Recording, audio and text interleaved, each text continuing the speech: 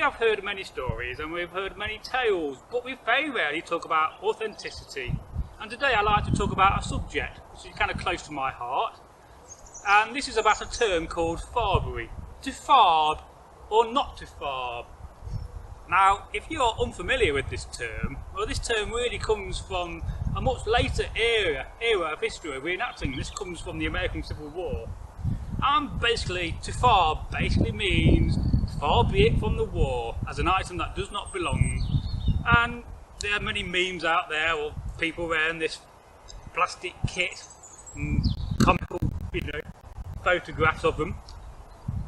But why is authenticity important? Now, I don't think you've ever heard of this term, have you, Eggle? No, it sounds a bit fabulous for me. Oh yes, I mean, I'm definitely not a farb. I mean, I like to portray things authenticity as I can, but you can go above board. I mean, you get different levels of reenactors and different levels of standards. You know, you have the standard where, you might have the guy who might have the mobile phone in his pocket and his keys. That's fair enough, that's great. If you haven't got nowhere to keep them, you've got to keep them somewhere. But you also get to the top level of the authenticity people of stitch counters, and they can sometimes be a bit overboard. Oh, this could be 26 stitches to the inch. Can I just bring in there? Yeah.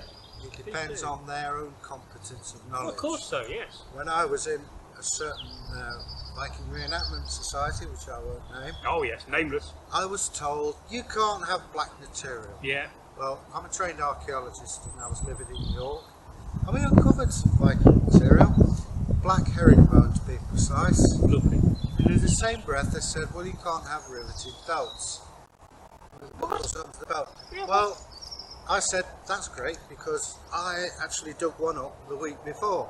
How do you know all this? Well, I've only got a degree in archaeology. Well, what do I know compared to your Lady Bird book of authenticity? And Yeah. it brings me to another point. You talk about authenticity, great. How far do you go? I mean, How far do you go? if you want to be a true Viking, you've got to have fleas in your hair. Yeah. You've got to suffer from all manner of diseases, worms. You've also got to be a psychotic killer, Yeah. which I think basically is going a bit far. I think the majority of us aren't psychotic killers, luckily. Roger that. Having said that, and accept you've got to take pride in what you do, but at the same time, don't kill it. So No. many times I've seen people who have got really authentic kids, but they don't enjoy it. They don't enjoy the reenactment. And surely that's the main reason. Well, the main reason why it should be reenacting is to have fun. Yeah. If you're not having fun reenacting, then you've got to ask yourself, why not?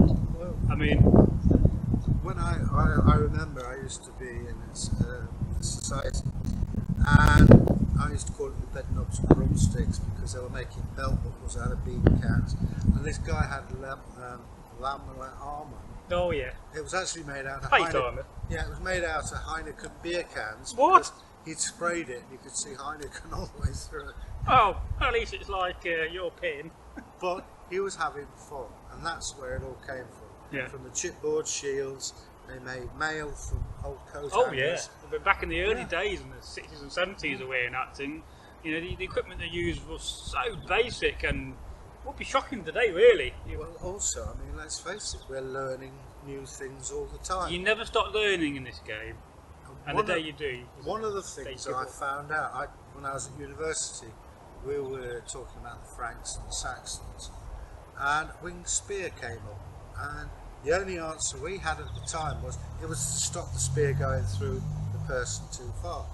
Well, through reenactment I've learned it's not that, it's to hook the shield away Of course and so. to stab. But unless you've done it, it doesn't... I mean, there's always that story about the wing spear being used for boar hunting to stop the boar from grabbing up spear, which you can see. A boar is a ferocious creature. But the wings are a lot bigger. Yeah, I'd imagine a lot bigger wings than that.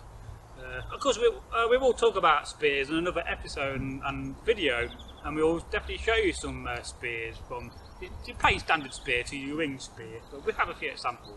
But one thing I would say, if you're interested in reenactment, do it. And you learn as you go along. When we think of when we started, Oh yeah, some of 20 the years ago mistakes, for me. oh, you really, it's the wrong collar. That's how you learn. But But what I would say to authenticity officers out there, be nice. People have spent money on this kit, sometimes quite a lot. They're really proud of it, and the last thing they want is some officious job's worth being ruined. And I've had this to me, and I'm sure you have. Oh, definitely so, yes. I mean, so be nice. Certain big starties. Because that's how you lose members. And if you do reenactment, enjoy it. I mean, there's nothing worse. You spend all week before reenactment, you're hand sewing up a tunic, and these things take a lot of time to hand sew. We don't machine sew these. Some people do. If you're not going to see the sewing, that's fair enough. I personally hand sew all my kit, and if you spend a whole week, you know, into the early hours the night before, sewing your bit of kit ready, and you'd be told the next day, oh no, this is not authentic, this is far too late or far too early, it does get a little bit annoying. So, you know, very annoying. And luckily, the word farb doesn't come into this era of history. Not that I'm against it. I'm always up for authenticity, but you got to be kind. You can't expect somebody to join up and within a few weeks or months to have all the kit. You know, it takes time to build it up. Tact and diplomacy. Yeah. So we just wanted to have a quick chat about that. You know, to farb or not to farb. You know, that's FARB. A costume to farb. Certainly, if you go on some Facebook groups, type in farbiness, you'll find some very funny photographs of you know, Confederates and Union guys having the mickey taken out of them because they are not authentic. And a lot of these guys, from whatever era you're doing, there are a lot of experts. You know, people you can ask. What I would say is, you've hit on it there. Before you buy anything, check with people who are authenticity officers, or go to the ultimate, the British Museum. If you can get a picture of what it is you want, go to them and they will tell you what period it comes from. That way it saves you money and a lot of embarrassment. There's no excuse these days with the internet and the amount of websites that talk about what the Vikings wore, what the Saxons wore, and the kit you can buy. You know, or you can have made, or make yourself. And another suggestion: if you do the internet, get it print out of it to prove that what you're saying is true. Because we have one or two doubting Thomases, shall we say? Oh, there's always going to be a doubting Thomas.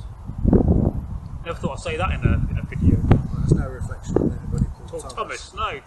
Hello, Thomas, if you're watching this by a random chance. Oh, well, for now, I think that will do on this subject. And I hope you like this video and what we're talking about.